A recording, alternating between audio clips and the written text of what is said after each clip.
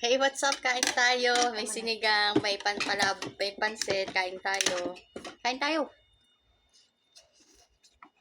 Kailang take na siya. Kain tayo. Kailang take na yun. Ulitin niya na naman. Ulitin niya na naman. Take na naman siya. Alam ko na maanghang. Ito, Ara. Hindi. Maniwala ka. Maniwala ka, kinain mo yung green. Maniwala ka, dinurog ko yung sili. May green ako na ilagay dyan sa soup mo. Maghanap ka ng green na takip na balat dyan. Pero, Wala. Asan? wala. O, kinain mo nga. Wala. Sabi niya, ano, maanghang. Tapos tinignan kong ganyan. Eh, kinain mo ka ako yung sili. Magyan pala ng sili. Maanghang yung sabaw. May sabaw pa dun. Pagka ano nga, makabili nga na ulit ng mamasita na sinigang. Masarap yung mamasita na may anghang. Si Aisha nag-take out. Huh? Ako nga na ba yung bagong luto mo, nakadalawang ganito. Nag-take out talaga. Nag-take out. Si Aisha, sabi niya sa, can I have that? I will eat it on the house. Gusto pala. Iba maarte din siya, mayroon din siya pag nakita. Ayaw. Siya. Pero ito hindi. Pero at least yan na, ano niya. Sabi ko, ay, Pilipino na din. Sabi mo, Pilipino ka na, kumakain ka na. Okay lang yan, kumakain. Matututo siya talaga sa atin eh. Nakikita niya. Tapos alam mo, nung gabi, hindi niya inano yung mga gamit sa toy room. Ang ginawa niya? Pinabayaan niya lang? Di ba sabi niya pipicturean niyo yun? Eh, hindi ko nga napicturean. Naawa naman na ako. Dahil pagod siya dito kakaupo, makipag-usap sa jowa. Kung kay Weng yan, sasabihin namin. Ano yan? Ano sasabihin mo, Weng? Dapat yan silang maglilipit eh.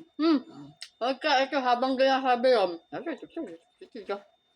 Tapos dapat naman ang dampot. May iba magdampot. Wala naman kasi ibang dadampot. Kung sa sunod, kailan picture? Next time picturean na. Pero yung nanay ni Asuni, nakita ko. Nung nag-ano siya dyan, sabi niya, yan na, pumakit sa taas, ayusin mo mga alam. Magsabi mo yun. Narinig ko yun. Magsabi kay Chipayat. Ay, siya pa yan. Sabi yan, pick up. Bakit mo bata? Dapat ibang story mo, Ara. Mas marami. Yung mamasita, meron tong plain, tapos meron tong spicy. Ang niluto ko is yung spicy, kaya may anghang siya. Huwag kang ano dyan. Oh, bili na kayo. Bili na kayo, masarap. Diba? Order kayo. Mabenta man yung mamasita. Oo, mabenta. Hindi. Nangangalga na naman si ano dun sa taas. Naglilinis ko para kami. Yan. Oo, yung mga alahas. Yung mga alas doon, pinakalkal na naman. Sino? Si Ate? Ang Saan akin. nag-check ka? Ay, doon sa taas. Naman. Kay Butanding? Oo nga. Kakabulit na. Wala doon. Nakatyakas ka rin. Ano ko sa kanina? Kahit pa kapatid niya, ba't siya? Kakailamera talaga. Hindi niya alam na ayos na namin yung tanding yun. Pinapon niya yung mga alahas na ayaw niya. Ako na yun, nangangakal na naman pala siya. Nagpaalam ako, sabi ko, kakain mo na ako sa tao. Sige na, lumabaan. Eh, nakita ko, nagkakalkal siya. Kaya pala nanahimik at hindi siya doon sa labas. Di ba nagdala ako ng charges coffee? Nandun din sa loob. Nandun siya sa loob. Kahit magkapatid, no? Kahit kapatid. Hindi. Huwag niyang pakialaman kasi hindi niya kabisado yung kapatid niya. Pag yan may hinanap, kailangan. Si Ara na naman. Lahat ng bagay. Kasi siya yung laging naglilinis doon. Hindi niya kabisado. Tatanong sa akin. Ara, nasin ganito. Hindi niya alam. Sana nakita na ano niya. Hindi, sabihin ko sa kanya. Kita ko kakoy kapatid mo dyan, nangalkal. Sabi mo, nakita rin ni Maria na ano dyan? Wala namang kaiba.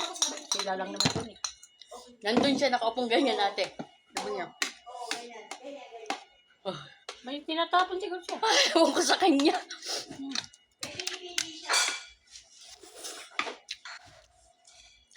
May pinipili siya ate. Habang Friday daw, alis, yan na yung pamamanhikan. Ngayong Friday? Pagkatapos sa pamamanhikan, ang sunod na, 22 November. November 22. Birthday ni Baboy yun, isang buwan. Kasal. Ngayon, Tayo ito. Ala na yung akin sa'yo yan. Wala na pala. Ngayon, ang kasal, ang pinaka-ano niya. Ha?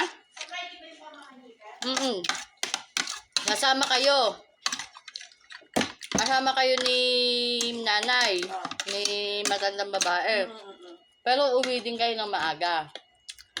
Kasi, uuwi daw sila mga 3, 4. Siyempre, mag-Christmasan. Kasi daw magpa-party sila, magsasayaw daw sila. Hindi naman mauwi ang maaga eh. Pero daw kayo, mauna kayo kasi daw si nanay niya. Pag daw sa kasal, sabi ko, isasama mo ba ako ulit? Sabi niya, baka hindi na, nandiyan na si Maria, alam na niya. Ano ba gagawin doon? Kasi alam, Sa kasalan?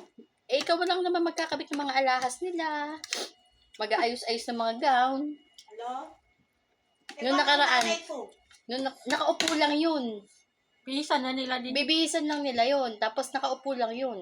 Pisan na naman ate. Hindi sabihin mo sama na kayo. Ang uwi nun, umaga na. Lalo na. Ayaw siguro ni IC. Hindi. Nasama lahat. Ayaw ni IC yan. Tsaka isa, Bakit? Ayaw ko. Ayaw yung magpakain? Yeah. tsaka isa pa, kasal talaga yan ng puro palang ate, puro Saudiya. Swerte. Ayaw pala sila ganyan. Nag-aral sa Amerika. Tapos umuwi dito, sabi niya, nag-aral siya sa Amerika. Matagal na nilang kaibigan niya. Huwag mo unang ituloy yan. Teka lang, kasi ando na siya. Tsaka mo na lang tanungin ulit. Umakaya, sabi niya, Yung may ugali na ito, nagsabi, tapos, Rowena, itakpa mo yung tenga mo, huwag mong pakinggan. ang kwento, Tingnan mo, hindi ako makakakita. matagal na pala nilang kaibigan yun. Sino Nung kaibigan? mga kaanak ni OIC. Kaibigan nila ito. Oo. Matagal nang, yung mga anak, tsaka sila binata. Tapos nasa Amerika. Ito. Wag! Nasa Amerika. Nag-aral doon. Tapos bumalik dito, purong Saudi yan.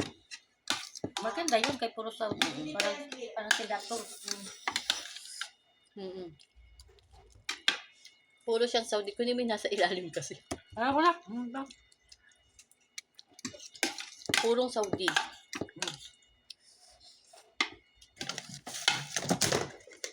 Ito yung puto.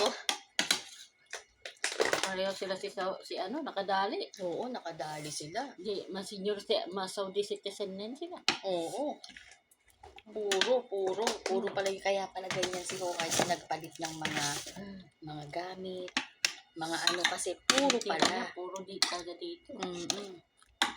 Kasi pag puro dito, manirahan na talaga sila dito sa amin. Mm-mm. Naging Saudi citizen pa sila. Sarap na to, oh. Chicken butter garlic honey. Bye!